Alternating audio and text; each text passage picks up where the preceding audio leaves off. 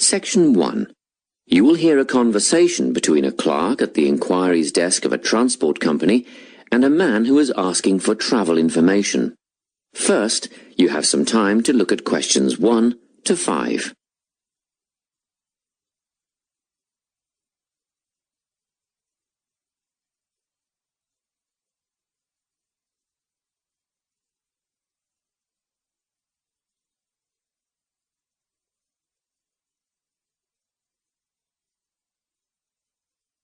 You will see that there is an example that has been done for you.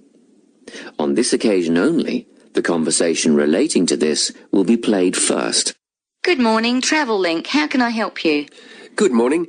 I live in Bayswater and I'd like to get to Harbour City tomorrow before 11 a.m. Well, to get to Bayswater... No, I live in Bayswater. My destination is Harbour City. Oh, sorry, right. So that's Bayswater to Harbour City.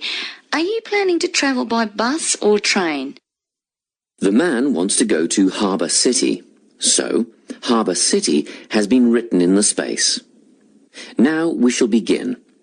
You should answer the questions as you listen, because you will not hear the recording a second time. Listen carefully and answer questions 1 to 5.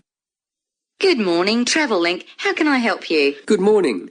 I live in Bayswater and I'd like to get to Harbour City tomorrow before 11 a.m. Well, to get to Bayswater... No, I live in Bayswater. My destination is Harbour City. Oh, sorry. Right, so that's Bayswater to Harbour City. Are you planning to travel by bus or train? I don't mind, really. Whichever option is faster, I suppose. Well, if you catch a railway express, that'll get you there in under an hour. Let's see. Yes, if you can make the 9:30 a.m. express, I'd recommend you do that. Great. Which station does that leave from? Helendale is the nearest train station to you. Did you say Helensvale? No, Helendale. That's Helendale. What's the best way to get to the Helendale station, then? Well, hang on a minute while I look into that. Now, it seems to me that you have two options. Option 1 would be to take the 7:06 bus from the Bayswater Shopping Centre to Central Street. When you get there, you transfer to another bus which will take you to the station. Or the second option, if you don't mind walking a couple of kilometres, is to go directly to Central Street and get straight on the bus going to the train station. OK, which bus is that? The 792 will take you to the station. I guess the walk will be good for me, so that might be the better option. What time do I catch the 792? There are two buses that should get you to the station on time, one just before 9 o'clock and one just after. But look, at that time of the morning, it might be better to take the earlier one, just in case there's a traffic jam or something. The 8:55 is probably safer than the 9:05. Yeah, I don't want to miss the train, so I'll be sure to get on the 5 to 9 bus. Before you hear the rest of the conversation, you have some time to look at questions 6 to 10.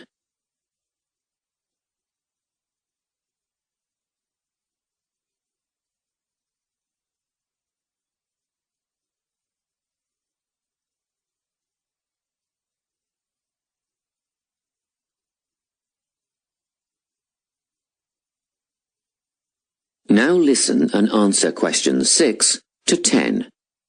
By the way, how much will I have to pay in fares?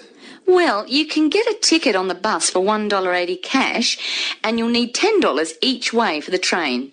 Wait, do you have a Travel Link card? No, but I can get one before tomorrow. OK, well, that'll make it considerably cheaper then. The bus will cost $1.50 each way, and the train will be... The train to Harbour City will... still costs $10 because you'll be travelling during peak hours in the morning, so no savings there, I'm afraid. However, if you could come back at an off-peak time... What does that mean? Well, if you could start your return journey before 5 p.m. or later than 7:30 in the evening... Actually, I wasn't planning on coming back till at least 8 o'clock anyway. Well, in that case, you can make quite a saving if you use your Travel Link card. You did say you were planning to purchase one, didn't you? Yes, I'll pick one up later today. Good. That would mean your return train journey would only cost you $7.15 with your card. Thank you. Is there anything else I can help you with? Actually, there is. Do you know if I can use the Travel Link card on ferries? If you're thinking of the Harbour City ferries that go back and forth between the North and South Bank, those are the commuter ferries, then yes. A one-way trip costs $4.50, but with your card you'd make a 20% saving and only pay $3.55. So $3.55 for the commuter ferry. What about the tour boats? You mean the tourist ferries that go upriver on sightseeing tours? No, they only take cash or credit card. They're not part of the Travel Link company. Oh, I see. I don't suppose you know the cost of a tour? In actual fact, I do, because I took a friend on the trip upriver just last week. We decided on the afternoon tour, and that was $35 each, but I understand that you can do the whole day for $65. Thank you. You've been a great help. My pleasure. Enjoy your day out. That is the end of section 1. You now have half a minute to check your answers.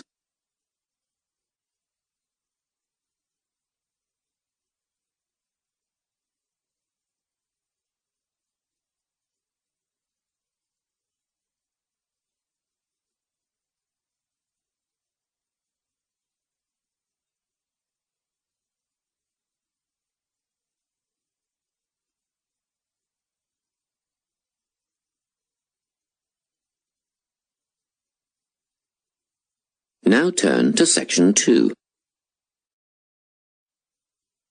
Section 2. You will hear a guidance counsellor talking to a group of students. First, you have some time to look at questions 11 to 14.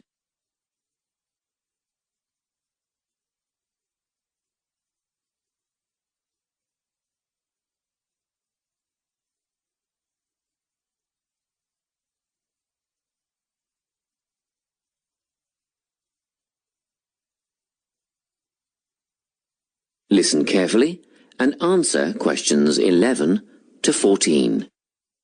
Hello everyone, I'm the Counselling Administrator here at St Ives College, and I've been asked to come and talk to you about our counselling team and the services that we offer. We have 3 professional counsellors here at St Ives, Louise Bagshaw, Tony Denby and Naomi Flynn. They each hold daily one-on-one sessions with students, but which counsellor you see will depend on a number of factors. If you've never used a counsellor before, then you should make an appointment with Naomi Flynn. Naomi specialises in seeing new students and offers a preliminary session where she will talk to you about what you can expect from counselling, followed by some simple questions about what you would like to discuss. This can be really helpful for students who are feeling a bit worried about the counselling process. Naomi is also the best option for students who can only see a counsellor outside office hours.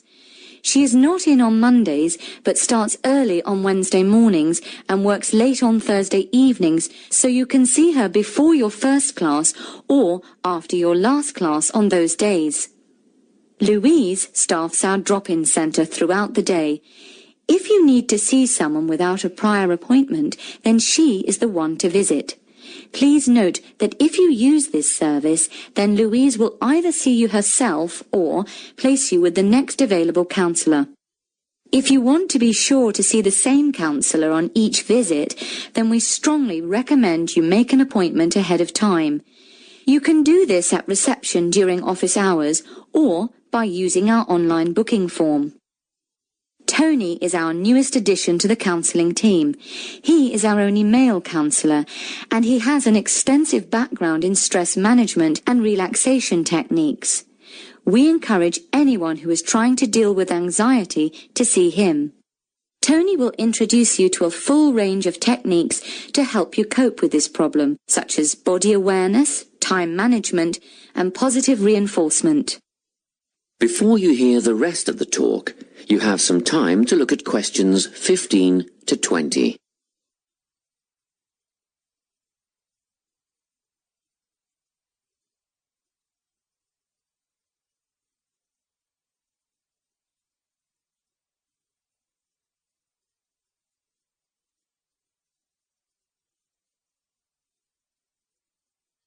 Now listen and answer questions 15 to 20. Each semester, the counselling team runs a number of small group workshops. These last for 2 hours and are free to all enrolled students. Our first workshop is called Adjusting. We've found that tertiary education can come as a big shock for some people. After the structured learning environment of school, it is easy to feel lost. In this workshop, we will introduce you to what is necessary for academic success. As you might expect, we're targeting first-year students with this offering. Getting organised follows on from the first workshop.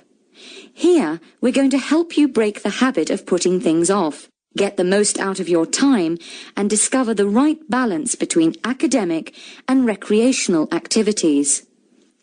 With Getting Organised, we're catering to a broader crowd, which includes all undergraduates and postgraduates. Next up is a workshop called Communicating. The way people interact here may be quite different to what you're used to, especially if you've come from abroad. We'll cover an area that many foreign students struggle with, how to talk with teachers and other staff. We'll cover all aspects of multicultural communication. International students tend to get a lot out of this class, so we particularly encourage you to come along.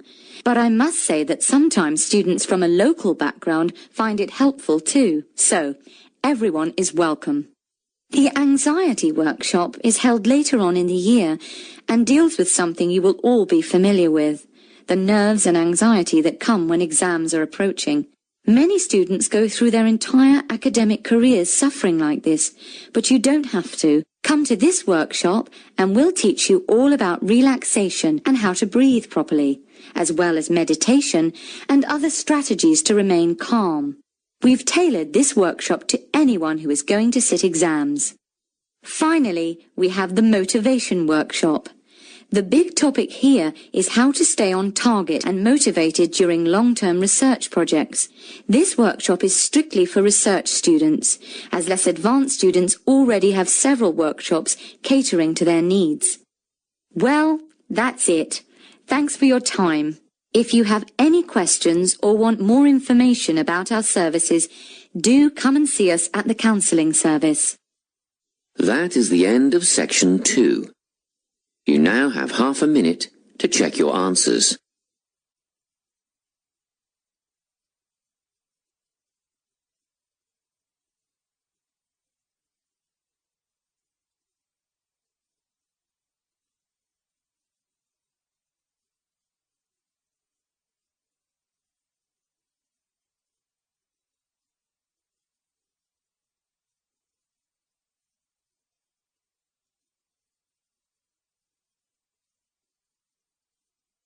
Now turn to section 3. Section 3. You will hear a conversation between a tutor and 2 students who are preparing for an English literature test. First, you have some time to look at questions 21 to 24.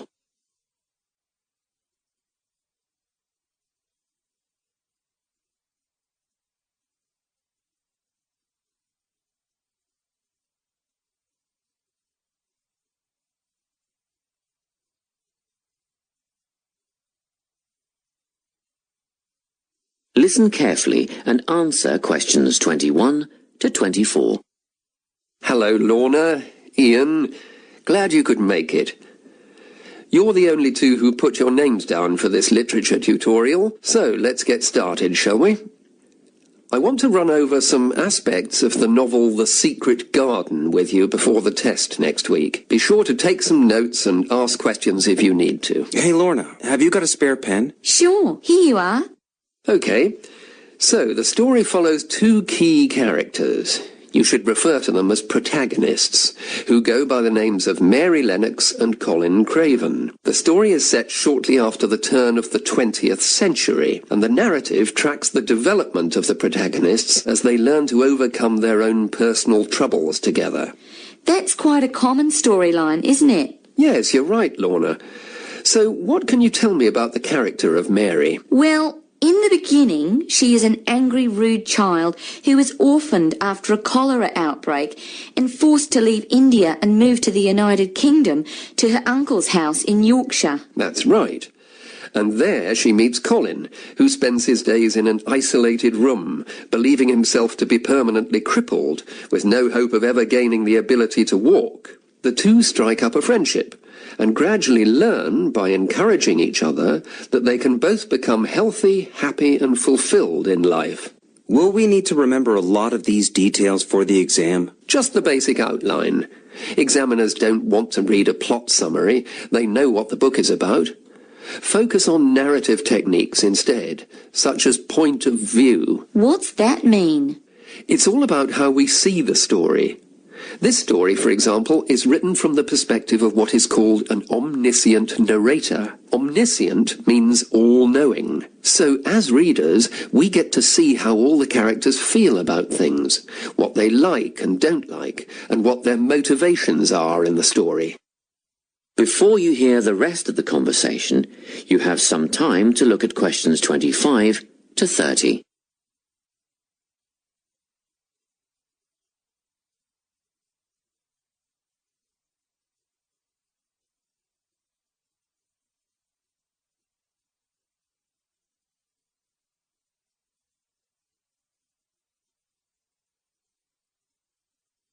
Now listen and answer questions 25 to 30. Won't it be hard to write a technical analysis? After all, it's a kid's book. Well, it was initially pitched at adults, you know. But over the years it has become seen as a more youth-orientated work. And you're right in a sense. The simple vocabulary and absence of foreshadowing make the story very easy to follow and ideally suited for children. But that doesn't mean there isn't much to analyse. Look at the symbolism, for instance. Symbols are things, right? Material things like objects that stand for abstract ideas. Absolutely, yes. And the author uses many of them. There's the robin redbreast, for example, which symbolises the wise and gentle nature that Mary will soon adopt. Note that the robin is described as not at all like the birds in India. Roses are used as well, as a personal symbol for Mistress Craven. You'll see they're always mentioned alongside her name, and Mistress Craven's portrait can also be interpreted as a symbol of her spirit. Are symbols just another name for motifs? No, motifs are a bit different. They don't have as direct a connection with something the way that a symbol does. Motifs are simply recurring elements of the story that support the mood. Are there any in this novel? Yes, two very important ones. The Garden of Eden is a motif. It comes up a few times in connection with the garden of the story. And then you've got the role that secrets play in the story. In the beginning, everything is steeped in secrecy, and slowly the characters share their secrets, and in the process move from darkness to lightness, metaphorically, but also, in the case of Colin, quite literally. His room in the beginning has the curtains drawn, and he appears at the end in the brightness of the garden. Anything else we need to know about? Yes. Nearly all novels explore universal concepts that everyone has experienced. Things like love, family, loneliness, friendship. These are called themes. The Secret Garden has a few themes that all centre on the idea of connections. The novel explores, for example, the way that health can determine and be determined by our outlook on life. As Colin's health improves, so too do his perceptions of his strength and possibility. The author also examines the link between our environment and our physical and emotional prosperity. The dark, cramped rooms of the manor house stifle the development of our protagonists. The garden and natural environments allow them to blossom, just as the flowers do. Finally, this book looks at connections between individuals, namely Mary and Colin. This necessity of human companionship is the novel's most significant theme, because none of their development as individuals would have occurred without their knowing each other. Well, that about sums it up, I think. That's a great help, thanks. Yes, thanks very much. That is the end of section 3.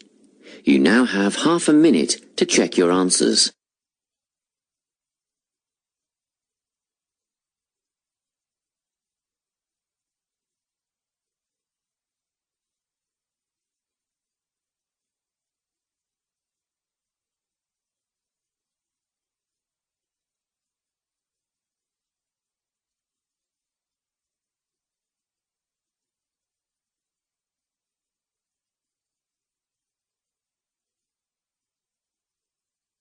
Now turn to section 4.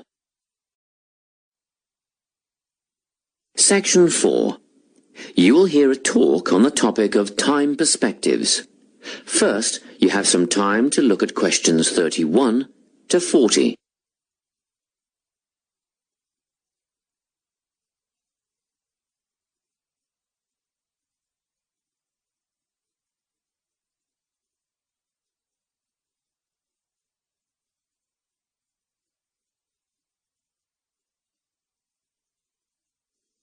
Listen carefully and answer questions 31 to 40. Today, I'm going to be talking about time. Specifically, I'll be looking at how people think about time and how these time perspectives structure our lives. According to social psychologists, there are 6 ways of thinking about time, which are called personal time zones. The first 2 are based in the past. Past positive thinkers spend most of their time in a state of nostalgia, fondly remembering moments such as birthdays, marriages, and important achievements in their life. These are the kinds of people who keep family records, books, and photo albums. People living in the past negative time zone are also absorbed by earlier times, but they focus on all the bad things, regrets, failures, poor decisions. They spend a lot of time thinking about how life could have been. Then, we have people who live in the present. Present hedonists are driven by pleasure and immediate sensation. Their life motto is to have a good time and avoid pain. Present fatalists live in the moment too, but they believe this moment is the product of circumstances entirely beyond their control. It's their fate, whether it's poverty, religion, or society itself. Something stops these people from believing they can play a role in changing their outcomes in life. Life simply is, and that's that. Looking at the future time zone, we can see that people classified as future active are the planners and go-getters. They work rather than play and resist temptation. Decisions are made based on potential consequences, not on the experience itself. A second future-orientated perspective, future fatalistic, is driven by the certainty of life after death and some kind of a judgment day when they will be assessed on how virtuously they have lived and what success they have had in their lives. Okay, let's move on. You might ask, how do these time zones affect our lives? Well, let's start at the beginning. Everyone is brought into this world as a present hedonist. No exceptions. Our initial needs and demands, to be warm, secure, fed, and watered, all stem from the present moment. But things change when we enter formal education. We're taught to stop existing in the moment and to begin thinking about future outcomes. But did you know that every 9 seconds a child in the USA drops out of school? For boys, the rate is much higher than for girls. We could easily say, well, boys just aren't as bright as girls. But the evidence doesn't support this. A recent study states that boys in America, by the age of 21, have spent 10,000 hours playing video games. The research suggests that they'll never fit in the traditional classroom, because these boys require a situation where they have the ability to manage their own learning environment. Now, let's look at the way we do prevention education. All prevention education is aimed at a future time zone. We say, don't smoke or you'll get cancer. Get good grades or you won't get a good job. But with present-orientated kids, that just doesn't work. Although they understand the potentially negative consequences of their actions, they persist with the behavior because they're not living for the future. They're in the moment right now. We can't use logic, and it's no use reminding them of potential fallout from their decisions or previous errors of judgment. We've got to get in their minds just as they're about to make a choice. Time perspectives make a big difference in how we value and use our time. When Americans are asked how busy they are, the vast majority report being busier than ever before. They admit to sacrificing their relationships, personal time, and a good night's sleep for their success. 20 years ago, 60% of Americans had sit-down dinners with their families, and now only 20% do. But when they're asked what they would do with an 8-day week, they say, oh, that'd be great. They would spend that time laboring away to achieve more. They're constantly trying to get ahead, to get toward a future point of happiness. So, it's really important to be aware of how other people think about time. We tend to think, oh, that person's really irresponsible, or that guy's power hungry. But often, what we're looking at is not fundamental differences of personality, but really just different ways of thinking about time. Seeing these conflicts as differences in time perspective, rather than distinctions of character, can facilitate more effective cooperation between people and get the most out of each person's individual strengths. That is the end of section 4. You now have half a minute to check your answers.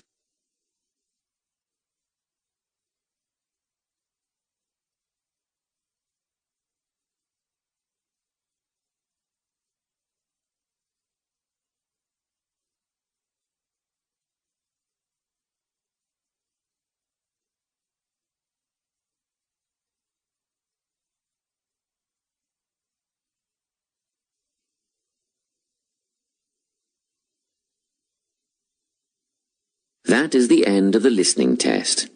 You now have 10 minutes to transfer your answers to the listening answer sheet.